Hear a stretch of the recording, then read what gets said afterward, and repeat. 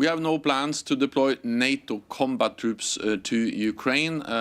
NATO allies have trainers there. We help them from NATO with building capacity, modernizing their defenses, including their cyber defenses.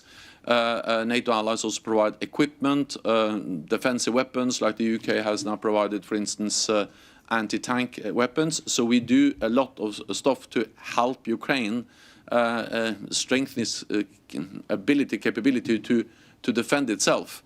But again, Ukraine is not a NATO ally, so the 100% security guarantees that an attack on one ally will trigger a response from the whole alliance, that applies for NATO allies, not for a close and highly valued partner. But just to be very clear, you say we are concerned about the energy situation in Europe because it demonstrates the vulnerability of being too dependent on one supplier of natural gas, and that's the reason why NATO allies agree that we need to work and focus on diversification of supplies.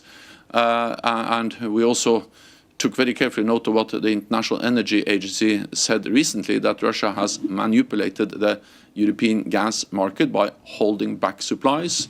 We think it's highly likely that he is looking to invade Ukraine. That is why we're doing all we can through deterrence and diplomacy to urge him to desist. We don't, it's very unlikely, and the Defence Secretary is being clear about that. But what we are doing is we're training up Ukrainian soldiers. And I think it's very important. You know, there's a real threat here to freedom and democracy in Europe.